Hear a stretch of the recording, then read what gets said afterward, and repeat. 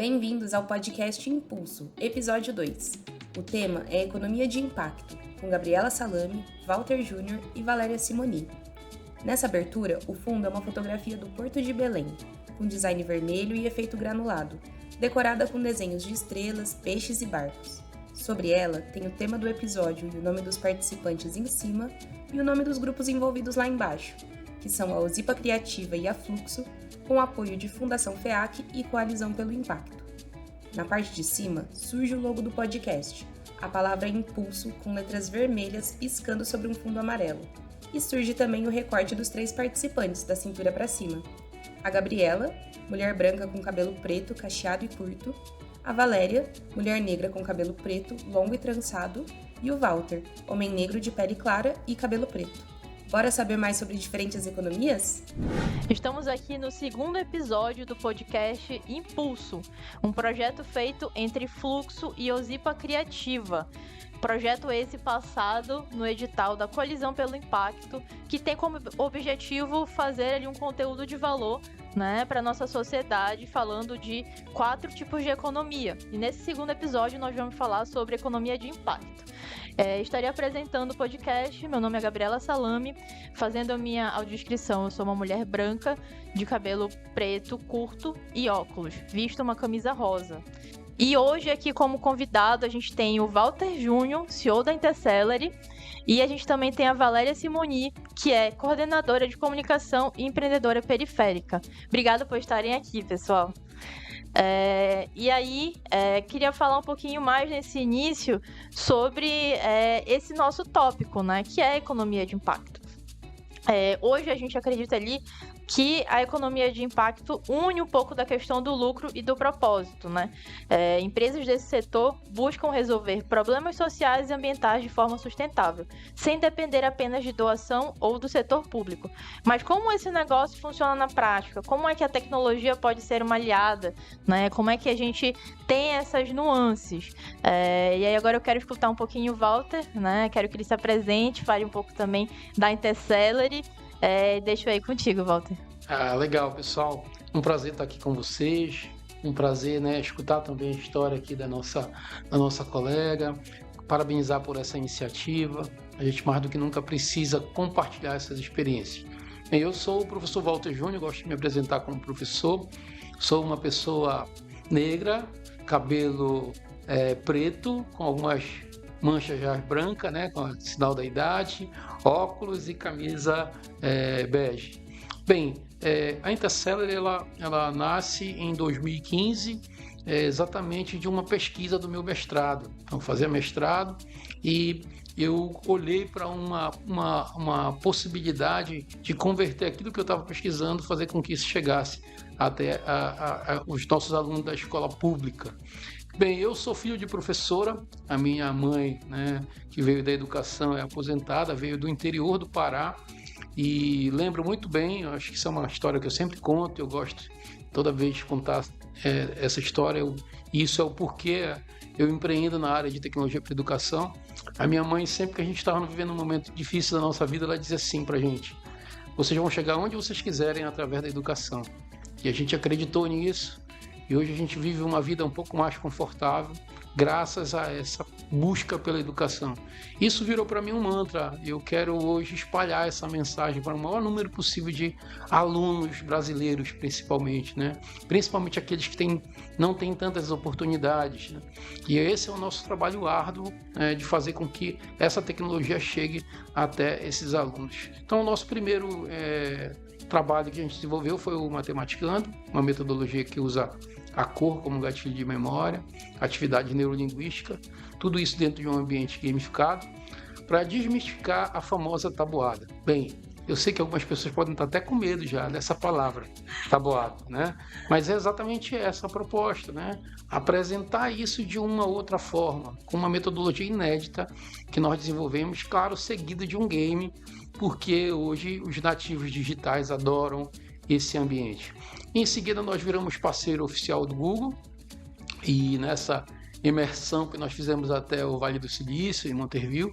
A gente aprendeu bastante, né, sobre as tendências das tecnologias futuras e a gente conheceu a metodologia imersiva. Aí voltamos para o Brasil de novo com aquela proposta de professor, de como é que a gente vai fazer isso ser aplicado dentro das escolas públicas, né, uma tecnologia de ponta.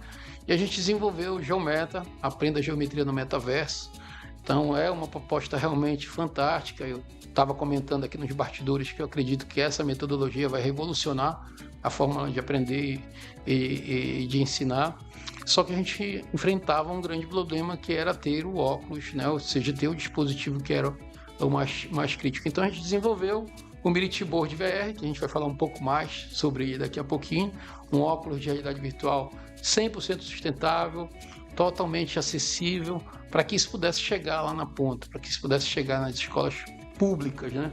E essa história foi uma história linda que a gente vai contar um pouquinho mais daqui a pouco para vocês. Hoje, né, a Intercell já está fazendo 10 anos de existência, já impactamos mais de 700 mil alunos no Brasil, em 7 estados, 23 municípios, e agora a gente está em 4 países ali no Brasil, né? A gente está na França, Portugal, Estados Unidos e agora na Angola, uma ação muito também de social, uma ação de contribuir com esse país que também, né, tem uma série de dificuldades. E para a gente esse é o melhor resultado, né? Ver a alegria dessas crianças, impactar nessas 700 mil vidas, né?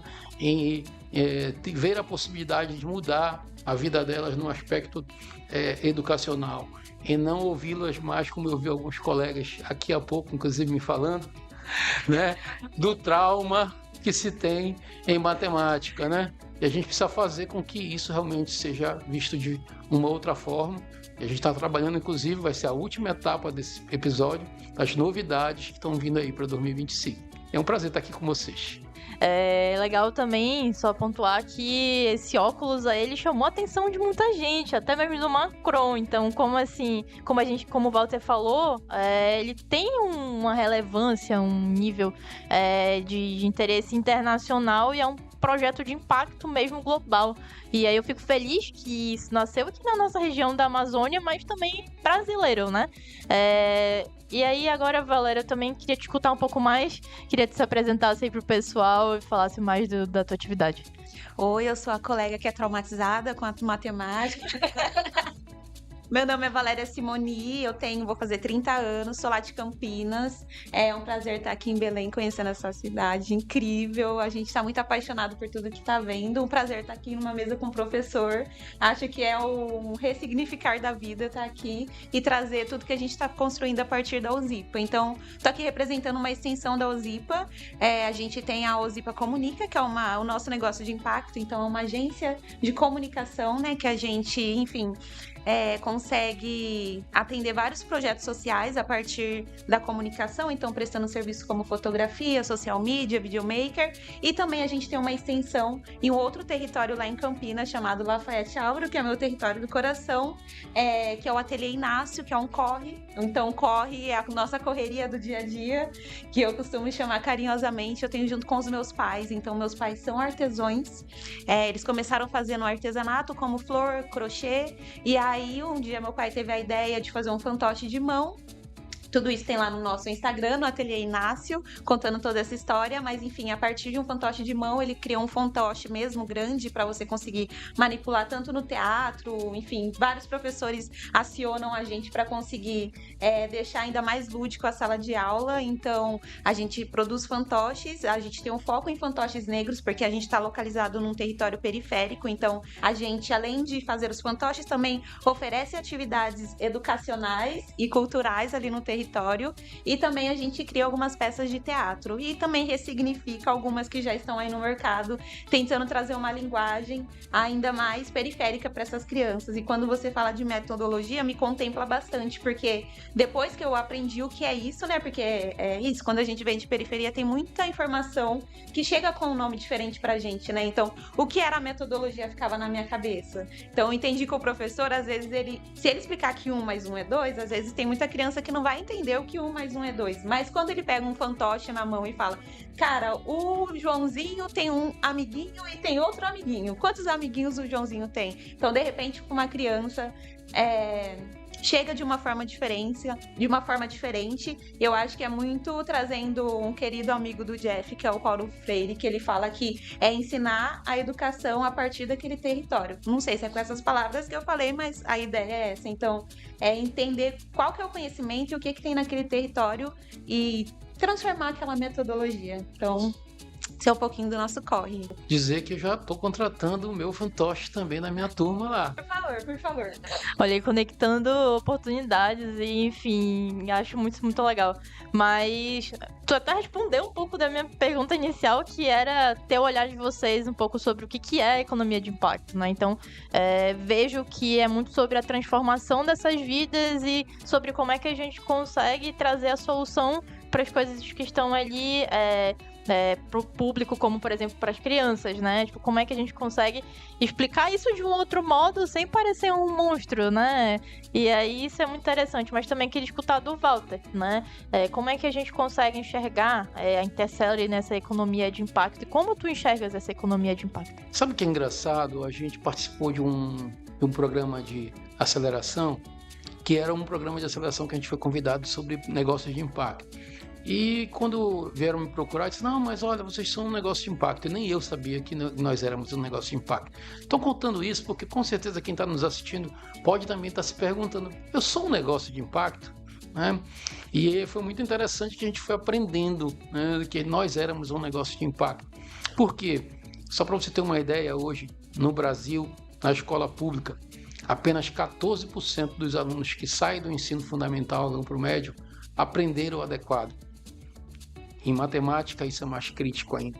E isso, quando chega aqui para a nossa região, a região amazônica, isso baixa para 4%. Você imagina uma sala com 100 pessoas, das 100 pessoas, apenas 4 aprenderam o adequado de matemática. Falando do adequado, é o adequado mesmo, aquilo que a gente utiliza no nosso dia a dia. Não é uma matemática complexa. E a gente tem trabalhado muito para quê? Para mudar essa realidade. Por que isso tem a ver, Walter, com o aspecto de impacto se tratando de educação? Porque isso leva essas pessoas para o subtrabalho, leva as pessoas para uma falta de uma formação, né, de qualificação. A gente ouve tanto falar no Brasil que tem muitas vagas, né, e está faltando pessoas qualificadas para ocuparem essas vagas. Por quê? Porque a gente realmente percebeu que essa base não é muito bem tratada. Ora, eu pergunto para vocês, tem como um aluno aprender potenciação se ele não sabe multiplicar? Eu estou fazendo essa pergunta para dizer o seguinte, é necessário que a gente trabalhe essa base da educação. Se a gente não trabalhar essa base, quando o aluno chegar no ensino médio e falar para ele sobre a equação do segundo grau, eles vão pensar que ele está falando outra língua com ele, porque ele não consegue compreender mais. Não consegue mais compreender isso. Então ele fica à margem, e aí a desistência, ele não consegue mais compreender aquilo, não leva em frente, não é como algumas pessoas que não gostavam de matemática, mas conseguiram superar, como é o caso, né, de vocês que a gente conversou aqui, né? Mas tem muitos que não conseguem. Então nosso objetivo é exatamente apresentar uma nova forma, claro, baseado em tecnologias e metodologias atuais para que isso gere uma motivação nessas pessoas, né? Eu falei no início sobre a metodologia imersiva, que eu acho que vai ser a grande transformadora. Por quê? Porque ela dá sentido para aquilo que você está estudando. Então tem algumas teorias que eu falo da teoria e depois não consigo ver onde que eu aplico isso. E quando a gente percebe aonde isso pode ser aplicado, muda a nossa motivação. Quer ver? Eu vou perguntar uma coisa para vocês e quem souber, respondem para a gente aqui no podcast. Você já ouviu falar de fórmula de Bhaskara? Com certeza muita gente está balançando a cabeça aí do outro lado. Mas eu vou perguntar para você, para que serve a fórmula de Bhaskara? Onde se aplica no dia a dia? Onde eu vejo ela aplicada?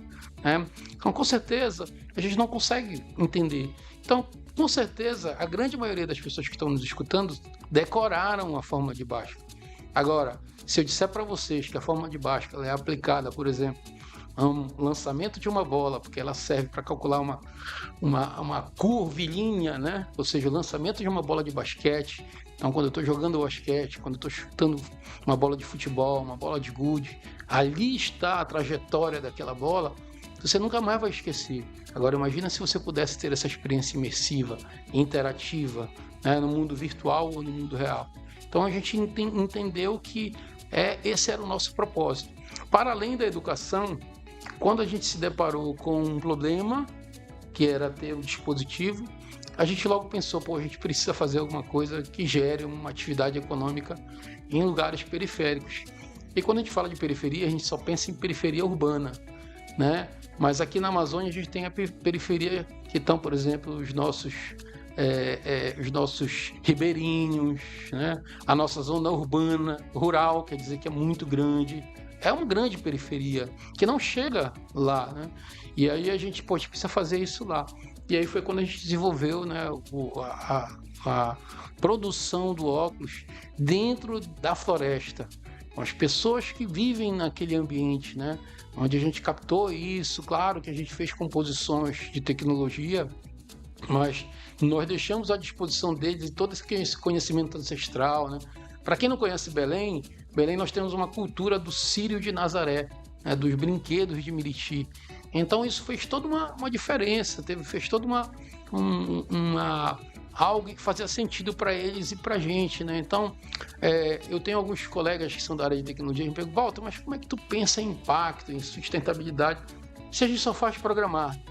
Cara, a gente precisa sair da casinha, essa que é a verdade, né? E olhar o quanto a gente pode impactar as pessoas, né? De uma forma em que não comprometa, é um negócio, mas no final o que mais interessa são os impactos que você gera social, né? Então, quanto mais pessoas você impacta, provavelmente, matematicamente, você terá mais sucesso como empresa. Então, a gente enxerga hoje muito mais isso até, né, como um negócio de impacto, mas como uma missão também, como empresa, como startup.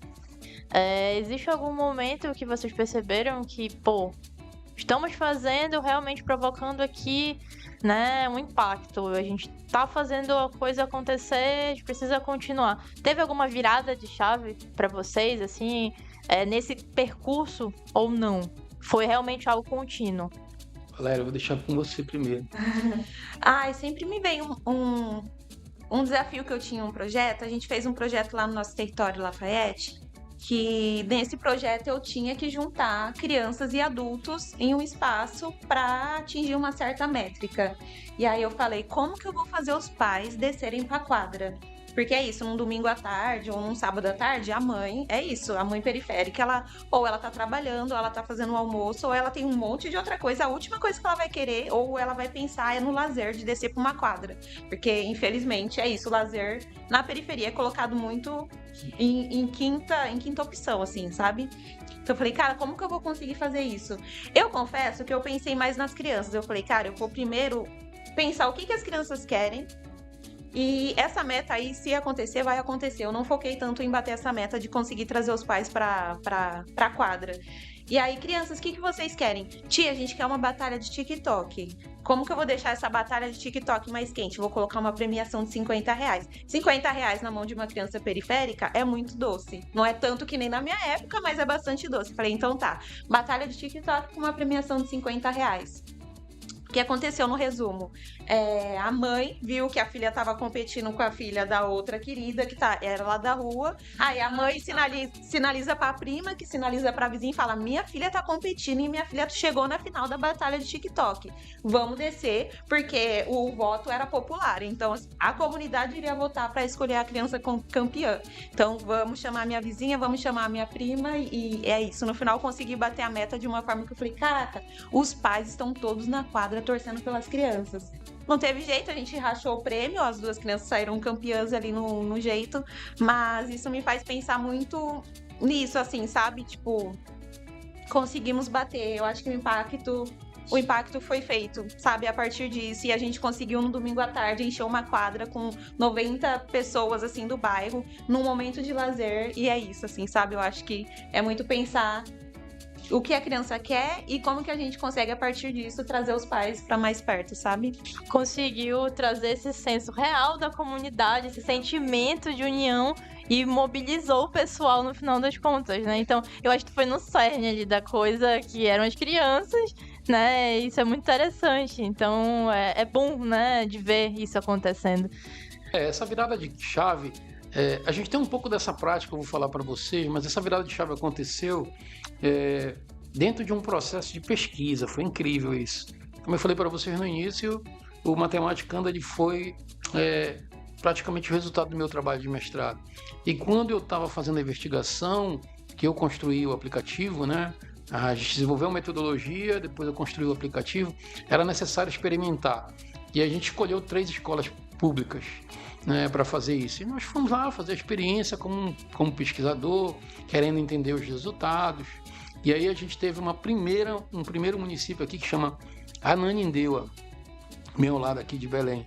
E aí então a gente fez o trabalho lá que precisava fazer e o resultado foi tão impactante, né, com aqueles alunos que nós fizemos a experiência, que nós recebemos uma proposta. Olha só essa inversão da própria Secretaria de Educação. Pô, a gente queria expandir essa ação aqui, porque a gente percebeu que os alunos melhoraram bastante. Legal. E aí a gente, por coincidência, foi praticamente o momento que começou o nosso negócio em si, né? A gente fez um primeiro projeto, uma escola pública, e aí a partir daí a gente colocou em prática tudo aquilo que a gente já acreditava que poderiam dar resultados, e a gente construiu um projeto, né? E nesse projeto, olha a coincidência, né, com o que você falou, a gente desenvolveu também uma Olimpíada Matematicando. E essa Olimpíada, ela tem uma premiação também, tem uma premiação para o aluno, tem uma premiação para o professor que acompanha o aluno, né? E eu falo sempre que essa ferramenta da competição saudável, né? Ela é fantástica. Por quê? Porque ela eleva muito a motivação da comunidade como um todo, educacional, como aconteceu com você, né? E mais, ela também gera um aspecto de uma visibilidade política no sentido mais amplo da palavra, né? Porque no final, isso é evidenciado na comunidade. Para você ter uma ideia, uma cidade bem ao lado, Marituba, nós fizemos um projeto com 20 mil alunos. No dia da final da Olimpíada, que eles estavam lá disputando, usando o aplicativo, tinham mais de 40 mil pessoas. A comunidade toda querendo participar, irmão, mãe, já viu, é um negócio que até arrepia, assim, né? É um momento realmente fantástico. Mas o que é mais interessante desse trabalho é que nós já tivemos alunos, por exemplo, que começaram a Olimpíada com uma nota 3. Acabou a Olimpíada com a nota 9 e não foram campeões. Tiveram outros que ganharam, mas pra gente esse é o resultado campeão, porque a motivação ela vai gerar um objetivo, vai ser transferida toda numa meta a ser alcançada, né? Então, isso hoje virou para a gente uma grande ferramenta, onde a gente percebe que o engajamento, a motivação, não só do aluno, mas como dos seus familiares, faz uma diferença muito grande na evolução desse aluno. E a gente não pode esquecer de uma coisa, que nós somos seres humanos inteligentes, né? À base de quê? De sentimentos. Quando a gente gera um sentimento para alguém, isso automaticamente, né, vai gerar resultados, né?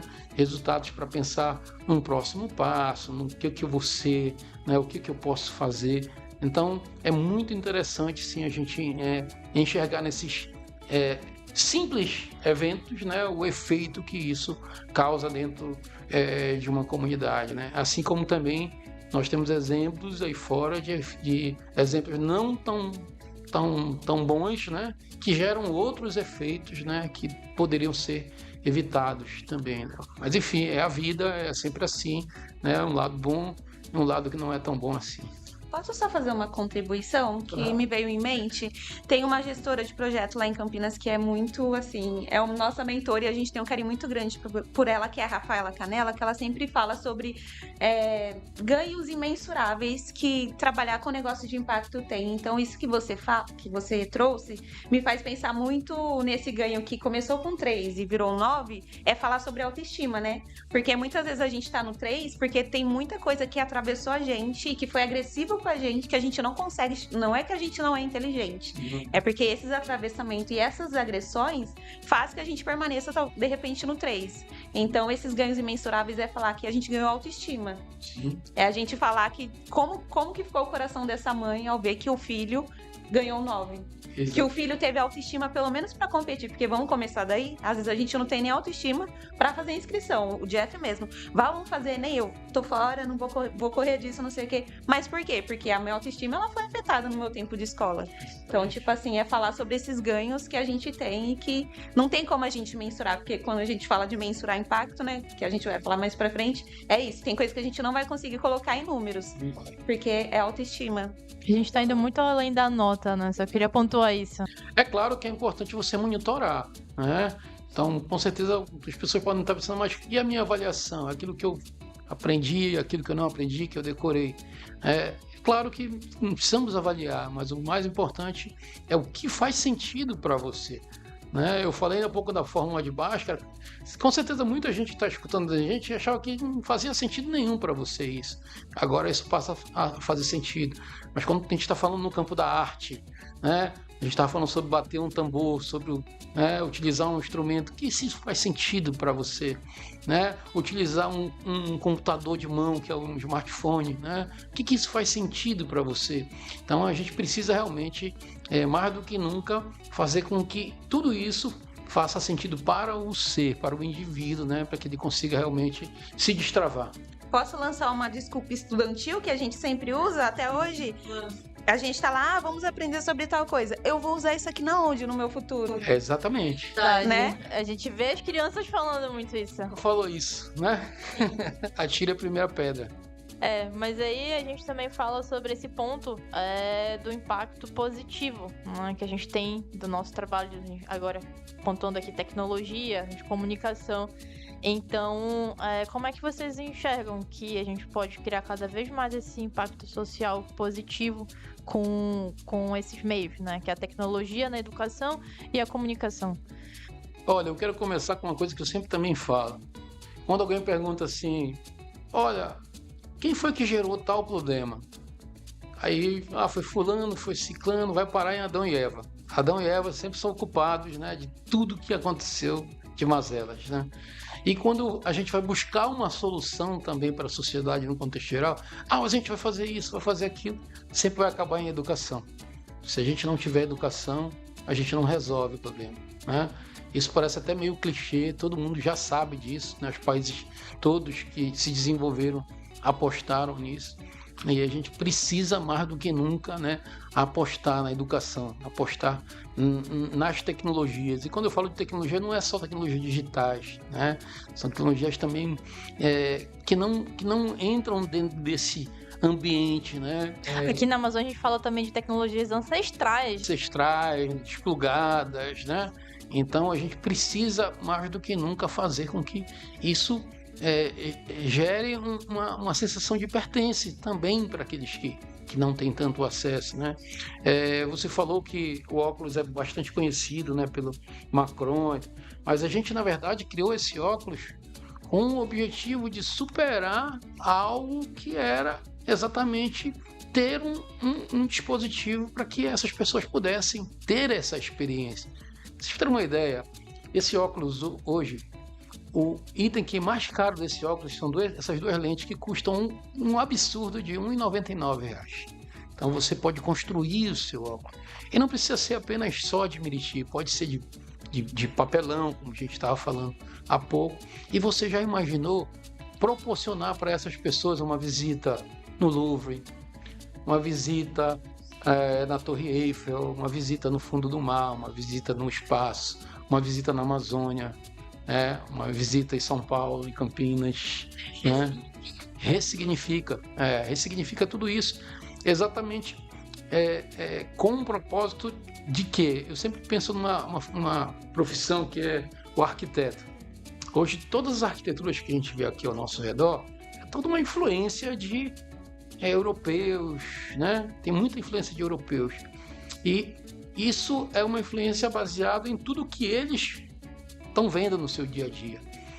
Só que vocês imaginem a arquitetura do futuro com os nossos alunos de dentro da Amazônia, que vê uma arquitetura da floresta, uma arquitetura totalmente diferente, que a gente já vê hoje nos grandes países tentando replicar essa arquitetura. Então, se inspirar em algo que já existe, pensar no futuro é essencial, né? E a gente consegue, com essas tecnologias e com esses insights de significação da pessoa, fazer com que ela pense, eu sou capaz, eu nasci para isso, eu quero fazer isso. É dado o passo seguinte. E essa é o maior prêmio para a gente, né, nesse trabalho que a gente desenvolve. Impacto social positivo, uma coisa que me veio em mente é o seguinte: além da autoestima, que eu vou sempre ressaltar isso porque a gente não vai conseguir mensurar isso, é o acesso. Se a gente está aqui hoje em Belém fazendo essa viagem, se a gente conseguiu fazer nossa primeira viagem de avião, se a gente está construindo um prédio de 3 andares em uma das maiores periferias da América Latina, foi porque lá atrás, dentro de um território que não entrava informação, alguém identificou um problema e entrou lá com a tecnologia, entrou lá com a informação, com a educação e falou assim, vamos aprender? Junta 9 jovens aqui que já tá aí no corre, já tá fazendo a coisa acontecer, sem recurso, então junta.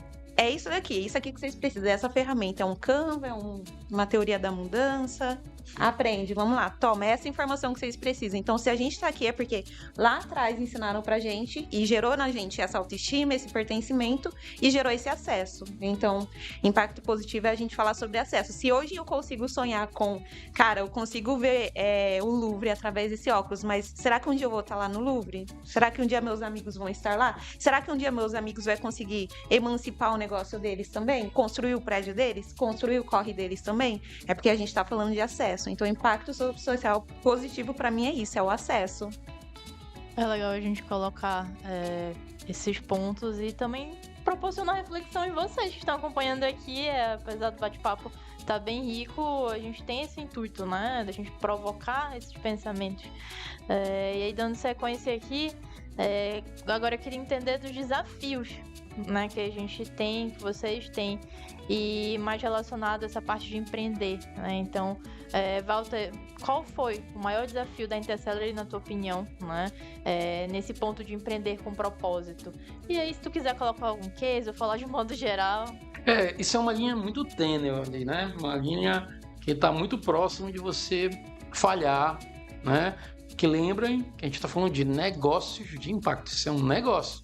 Precisa sobreviver, né? Nós temos uma missão, mas essa missão precisa ser sustentada para que você consiga alcançar o teu objetivo, né? Eu confesso que no início, por essa missão ser muito forte no meu coração e do meu sócio, em alguns momentos a gente não calibrava isso muito bem, né? Tanto que no início a gente colocou muito recurso nosso, né? E depois a gente chegou a uma conclusão, não, agora tá na hora, já dá para a gente equilibrar isso, né? Então, os negócios de impacto, eles realmente precisam ser bastante... A gente precisa refletir bastante como um empreendedor. Não é um negócio de caridade. Você pode fazer caridade? Pode. Eu acabei de falar que a gente está na África fazendo um serviço social, mas depois de ter gerado um superávit dentro do nosso negócio. Agora vamos fazer uma caridade, vamos fazer não só na África, a gente faz no Brasil, em algumas ações aqui que são ações sociais, mas é importante que esse ambiente seja um ambiente profissional também, né? Lembrando que aquilo, né, se entra X, eu não posso gastar X mais 1, né? Eu preciso entender, eu preciso precificar isso muito bem, as ações. E eu vou falar para vocês, não é um negócio tão difícil não, mas é um negócio que você precisa tomar atenção, porque quando você quer gerar impacto, geralmente você quer fazer mais do que é proposto naquele negócio em si, né? Porque, como a gente estava comentando aqui, é algo realmente que a gente não consegue mensurar. Tem algumas coisas que você muda um pouquinho aqui algo e vai gerar, né, outros resultados. Então a gente foi calibrando isso, mas graças a Deus a gente hoje tem fechado todo ano, né, num superávit. E eu costumo dizer que eu me sinto, parece um jogador de futebol, né? Eu adoro futebol, que faz aquilo que adora e no final ainda sobra um dinheirinho para sobreviver, né? Então é preciso ter todo esse equilíbrio. E eu lembro muito bem, e a gente vai falar no ponto de investimento, e desses 10 anos, lá pelo meio dessa trajetória, eu tive a oportunidade de se aproximar da gente um investidor. E aí o investidor chegou, não, mas eu quero converter isso e tal, vou aumentar o valor e fazer... E aí eu, com o olho lá, E eu saí, eu lembro benzinho assim, quando foi no aeroporto, né? Que a gente tava. Aí eu saí de lá e disse, cara, não é isso que eu quero. Isso aí vai acabar com o que eu tô sonhando. Eu quero encontrar alguém que Calma. com essa alma também, né? De fazer isso chegar num número maior. Então, eu até falei aqui nos bastidores, a gente está vivendo esse momento agora, né? E a gente está trabalhando bastante, né? Porque a gente quer realmente um parceiro, um investidor que consiga também nos apoiar, pensar como a gente pensa. Mas é realmente importante frisar que isso é um negócio de impacto, né? E a gente precisa tomar cuidado, porque senão em algum momento a gente realmente não gerencia como deveria gerenciar. Sim. A Uzipa tem uma questão que é o propósito dela que a gente ama, mas também é o nosso maior desafio atualmente, pelo menos para mim, que é o se não existe, a gente cria. Então, são jovens criando, inventando metodologias e entendendo o que o território precisa e apresentando proposta para investidores. Então, volto naquela questão da autoestima. E até uma questão de validação também. Às vezes a gente está com a proposta na frente do investidor e a gente sabe do que a gente está falando. Porque eu tô dentro do território, eu nasci no território e eu entendo os números, os dados, o buraco que tem na minha rua, eu entendo tudo sobre o meu território. Então, quando eu faço a proposta, quando eu crio a proposta e apresento para o investidor, às vezes, putz, eu tô com o dinheiro aqui, mas de repente, será que não dá para mudar a cor desse negócio aqui? Mas eu entendo que a cor daquele negócio vai influenciar em alguma coisa lá na ponta do meu negócio. Então, esse pra gente é um desafio atual que tá acontecendo. Mas é isso, né? A gente vai lutando contra isso e vai batendo na tecla, porque é isso, a gente consegue também apresentar esses resultados. Mas também eu trago muito uma questão quando eu falo sobre empreendedorismo periférico, que é a questão do, às vezes, aquilo que você disse. Às vezes o empreendedor periférico, ele automaticamente é um negócio de impacto, mas ele não sabe o que é negócio, ele não sabe o que é um business Canva, ele não sabe nem por onde que começa. E ele, um capital de giro, o que é isso? Meio, o que é isso? Então, tipo assim, ele não se reconhece enquanto empreendedor porque ele tá sobrevivendo. Não, eu não sou empreendedor, eu só preciso vender isso daqui pra eu comer à noite. Então, também tem essa questão do eu me reconheço, eu entendo, eu consigo entrar nesse jogo business, eu consigo entrar nesse corre aí também. Então, tipo, são esses dois pontos. Um da validação, que a gente tem que ficar fazendo o tempo todo, mas também essa questão do se reconhecer enquanto empreendedor. Então... Por isso eu mando recado. Tudo é educação, tá vendo? Olhei.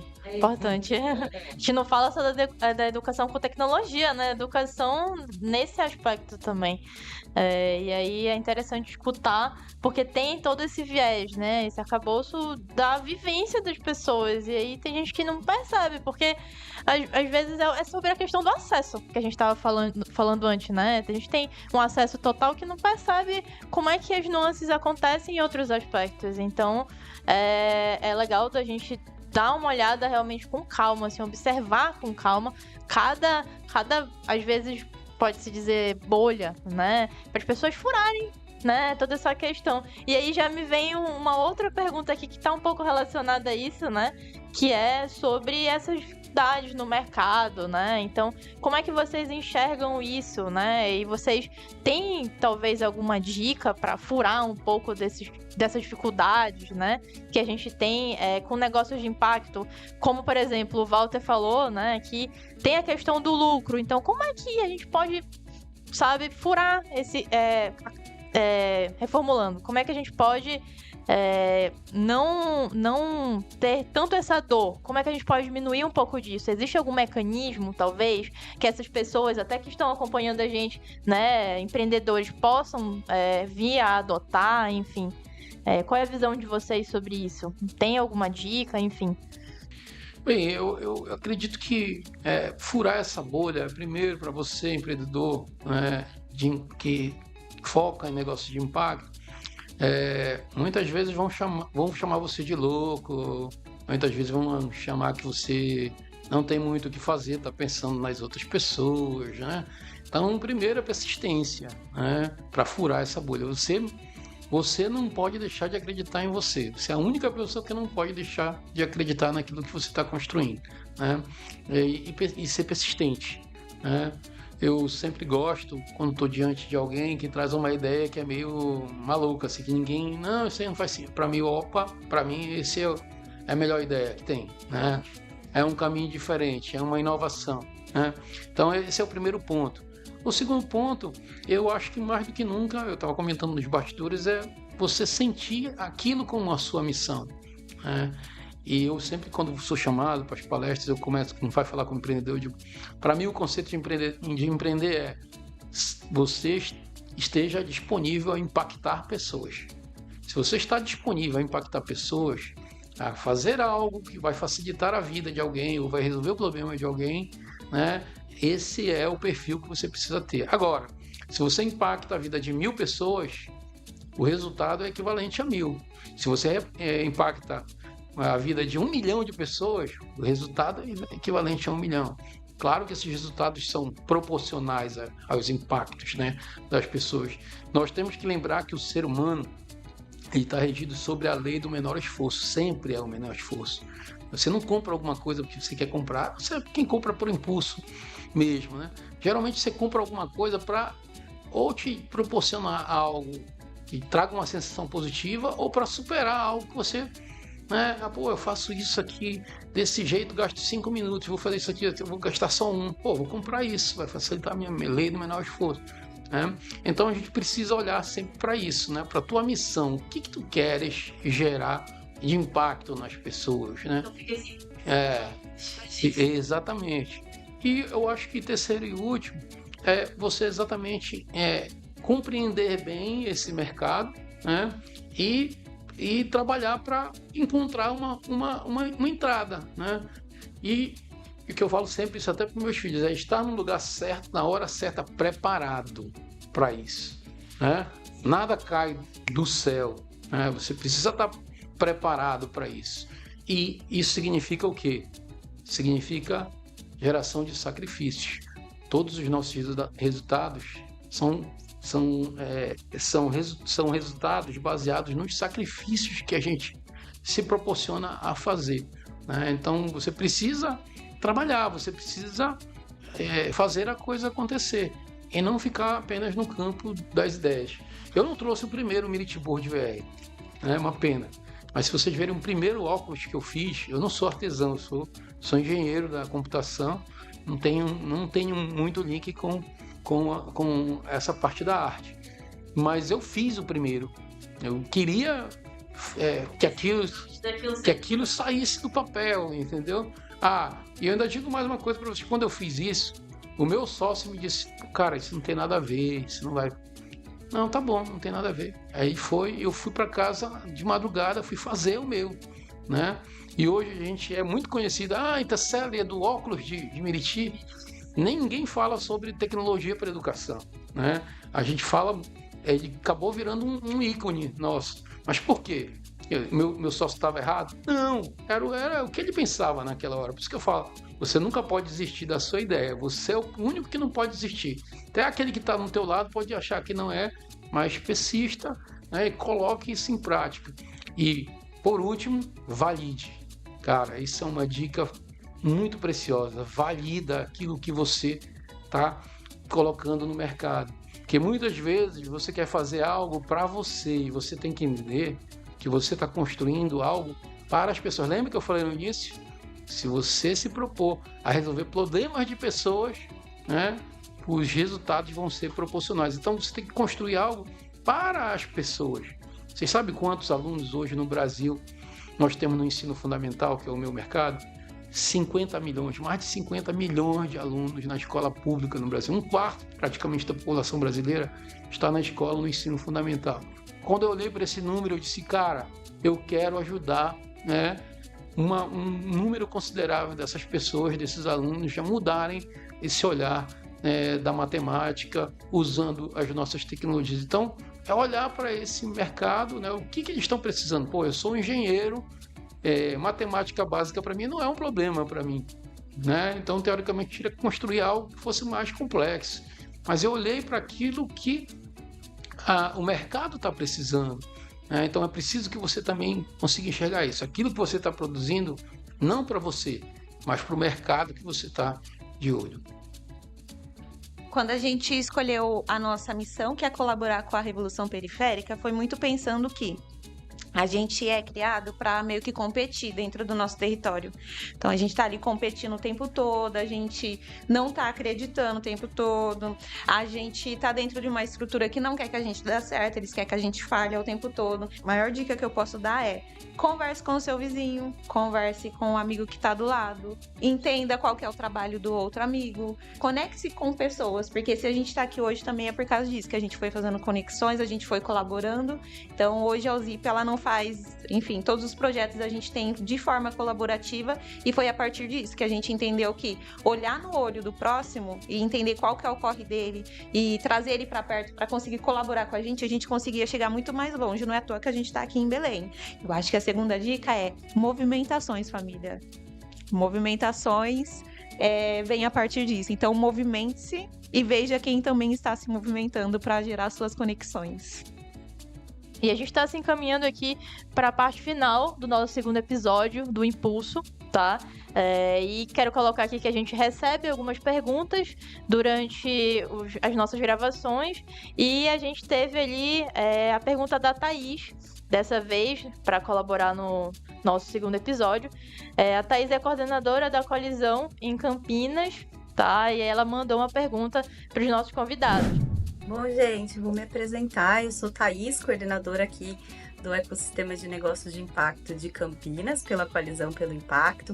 E para me autodescrever, eu sou uma mulher branca, de cabelos claros, no formato de um coque, olhos claros.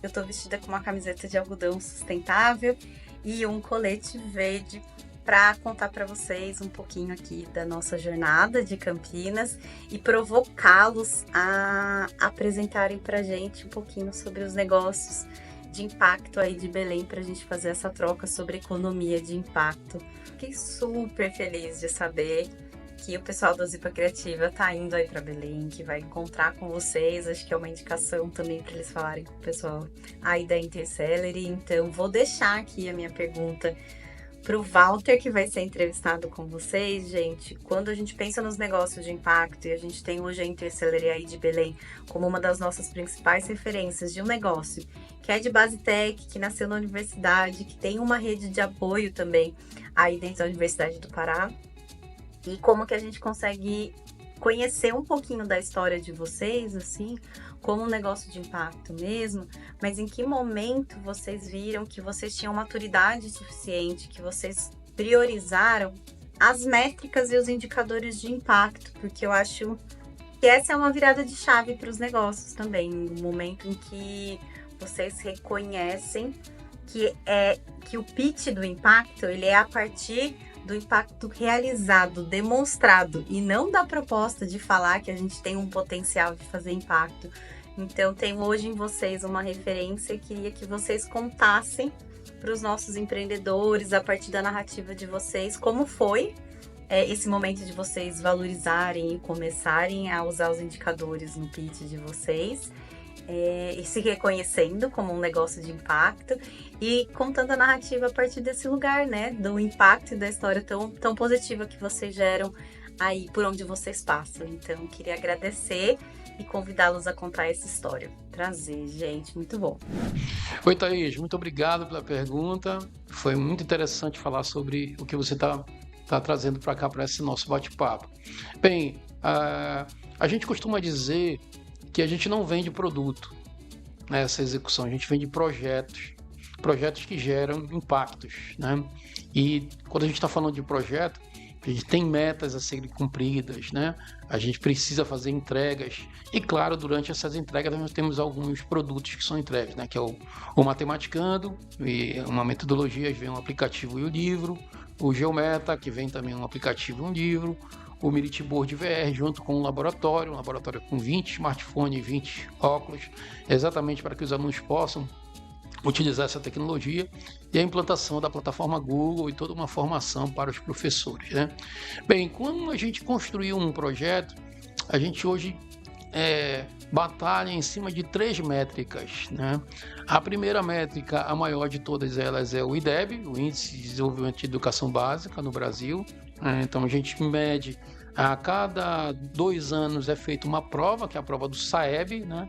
E essa prova praticamente é obrigatória para todas as redes públicas, e é tirada uma amostra desses alunos. Os alunos, por exemplo, do 5º e o 9º ano é uma amostra. O 5º ano representa o fundamental menor e o 9º ano o fundamental maior. Então a gente monitora esses indicadores, né? E esse indicador ele é formado por proficiência. Proficiência é o aprendizado do aluno em si, e também pelo fluxo, ou seja, o aluno passa de um ano para o outro. Então a gente monitora esse indicador do IDEB, focando em quê? Na prova do SAEB, né? Então a gente trabalha com os alunos para que eles possam compreender as maiores habilidades que são previstas na prova do SAEB, para que eles possam ter um melhor resultado. Então esse é o primeiro indicador que a gente traz. Então eu já vou falar para vocês aqui do impacto que nós geramos. O nosso maior índice que a gente já gerou de impacto foi numa cidade de Frecheirinha, no Ceará. Então você sabe que o Ceará é uma referência em educação pública no Brasil. E a nossa tecnologia já chegou até lá. Nós já tivemos em Sobral. Sobral é uma cidade ao lado de Frecheirinha. Fizemos também um trabalho em Sobral, só que Sobral já está num nível muito alto já, né, dos seus índices. E lá em Frecheirinha nós melhoramos 42% a proficiência em matemática. 42%, né? Em 2 anos de trabalho.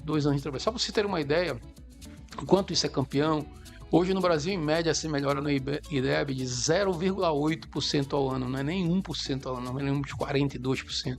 E uma cidade aqui no Pará, que é Cametá, aqui uma cidade que tem uma característica amazônica, com muito rios, né, escolas que estão distantes, nós melhoramos 24% lá. 24%.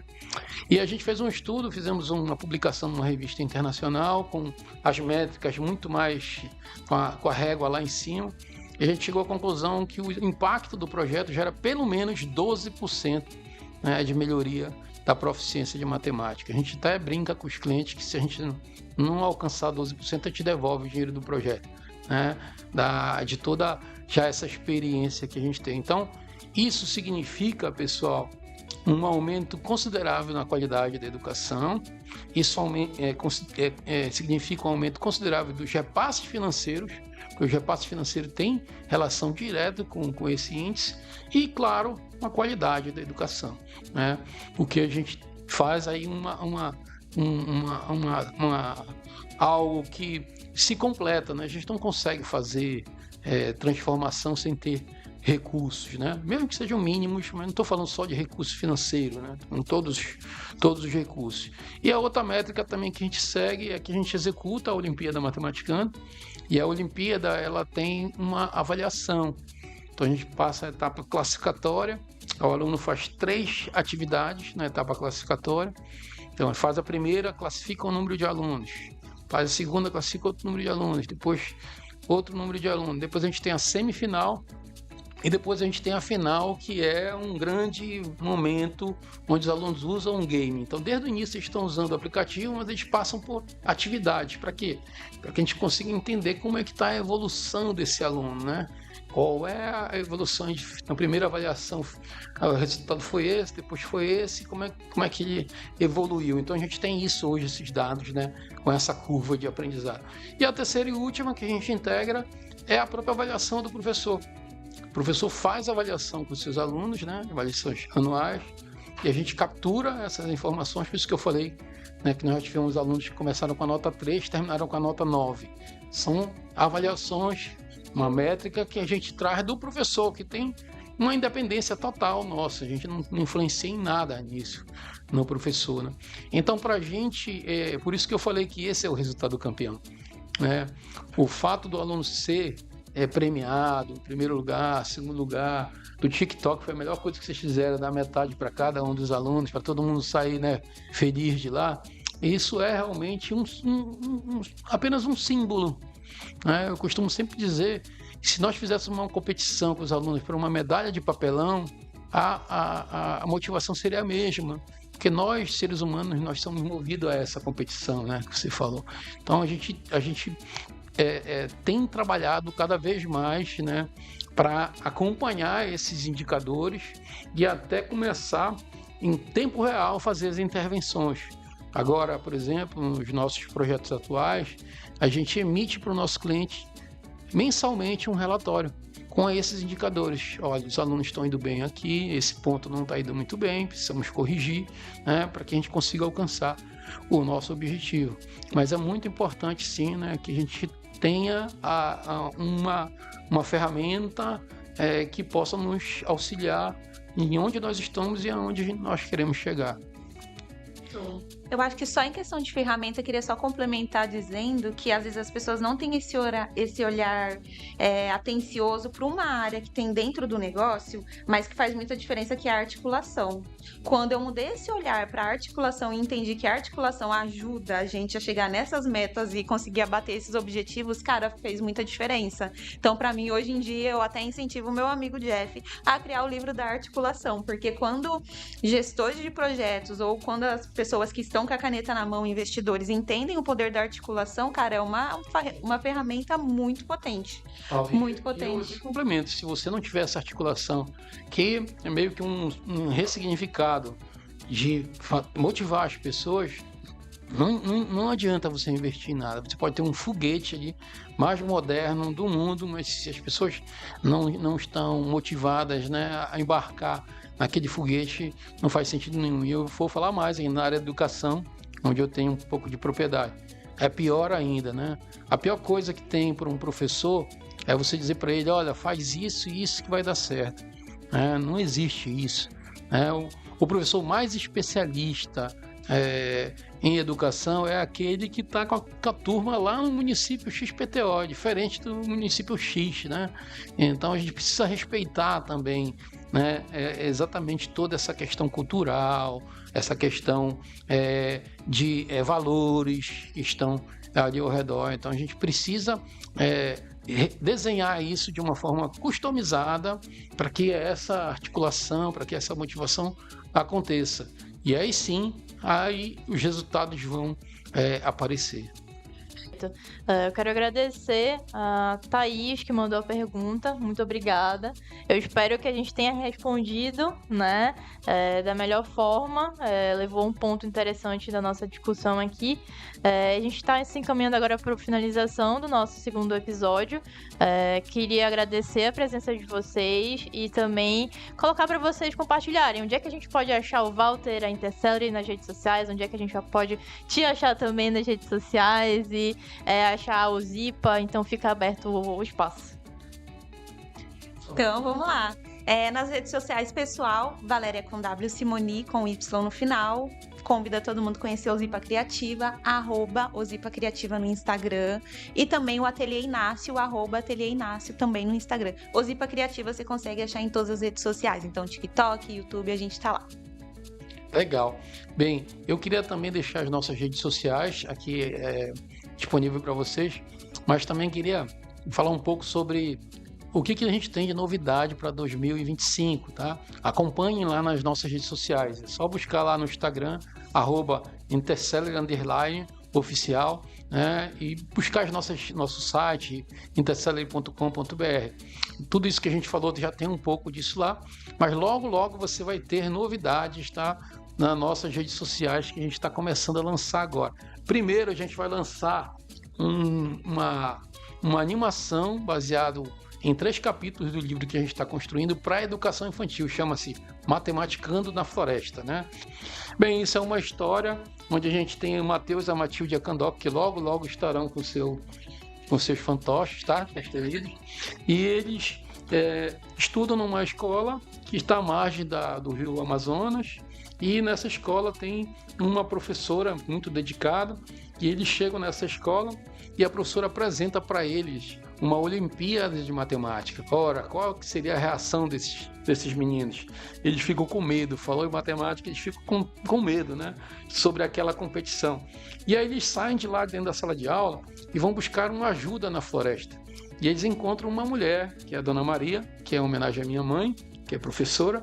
E a Dona Maria mostra para eles que a matemática não é essa coisa horrível. A matemática está em todo lugar. E ela apresenta para eles o matematicano e diz para eles, olha, a matemática está na contagem das formigas, das folhas, né, nos formatos dos frutos, e ela mostra toda aquela beleza para esses alunos, e eles voltam para a escola muito empolgados e se sintam capazes de competir na Olimpíada Matematicana. No segundo capítulo, eles vão participar da Olimpíada. Nós teremos a Matilde vai ser campeã e o Matheus vai ficar em terceiro lugar, mas a professora, no final desse episódio, diz para eles que o mais importante foi eles competirem e aprenderem, que isso que era o mais importante. Depois eles voltam para a floresta novamente na sua escola e, por curiosidade, vão procurar a Dona Maria, que ajudou, né, eles a compreender isso. E eles chegam lá, a Dona Maria não existe, na verdade a Dona Maria é a mãe natureza, né, que ensina esses garotos a entender a matemática de um outro jeito. Isso é exatamente para que a gente consiga trabalhar a base, né, de toda essa história educacional dos nossos alunos, porque hoje a matemática é contada de uma forma tão negativa, a gente quer trazer uma história positiva para os alunos da educação infantil. Então logo aguarde, nós vamos estar com essa série no YouTube, vai ser totalmente gratuita, então fiquem atentos para você ganhar o seu exemplar e acompanhar a nossa série.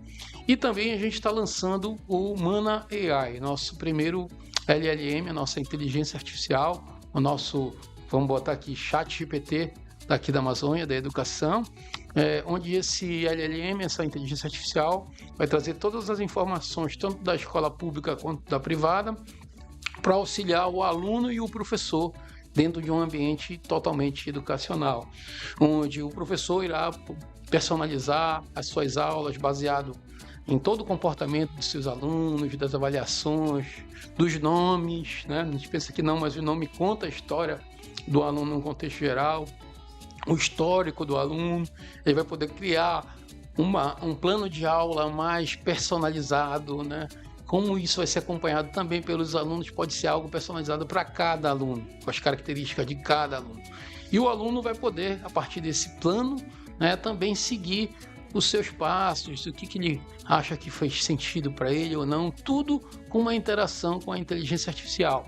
E tem dois pontos muito interessantes, diferente desse projeto, é que a gente vai levar em conta as características culturais, principalmente da fala, da conexão do usuário com a inteligência artificial. Porque hoje a maior dificuldade da conexão com a inteligência artificial é exatamente essa comunicação de prompt, né? Se eu falar assim para a inteligência artificial, hoje eu estou num corre, talvez ela não consiga entender a Valéria, né? Mas se ela falar aqui também no Pará, hoje eu estou brocado, né? Hoje eu estou numa broca, talvez ela não consiga compreender isso, ou dizer assim, aonde eu posso matar a minha broca, né? Talvez a inteligência artificial não consiga compreender isso. Onde eu vou comer alguma coisa, né? Então a gente quer levar em conta toda essa... E aí a gente vai pro Rio Grande do Sul, né? Vai para Minas, Uai, né? Enfim, né? A gente quer fazer dessa comunicação regional, fazer com que a inteligência aprenda isso. E também, como todo o nosso trabalho é feito online e offline, a gente vai fazer nos ambientes offline uma aprendizagem onde poucas pessoas teriam esse acesso. Hoje essa ação, ela é uma ação offline, acontece lá na zona rural, ribeirinha, né? A gente quer capturar toda essa comunicação, fazer com que a inteligência aprenda isso, né? E a gente vai ter algo realmente inédito, diferente das outras inteligências artificiais, né? A gente vai falar com as pessoas que têm pouco acesso e eu espero que logo essa ferramenta esteja disponível para vocês. Eu posso fazer um marketing também, só? Ainda dá tempo? Ô família, não sei se vocês repararam, eu tô usando uma camiseta bonita aqui que logo menos vai estar aí disponível na Uzipa Criativa. Se não existe, a gente cria na parte da frente e atrás eu colaboro com a Revolução Periférica. Então logo menos a gente vai estar lançando aí o nosso drop. Então se você quiser vestir essa causa, logo menos no @Uzipa Criativa. Pronto. Obrigada, pessoal. E aí, vou agradecer a todo mundo que acompanhou aqui esse episódio, o episódio anterior. E não esqueçam, continuem acompanhando os demais. A gente tem mais 2 episódios em que a gente vai abordar os temas de economia. Então, obrigada e até lá.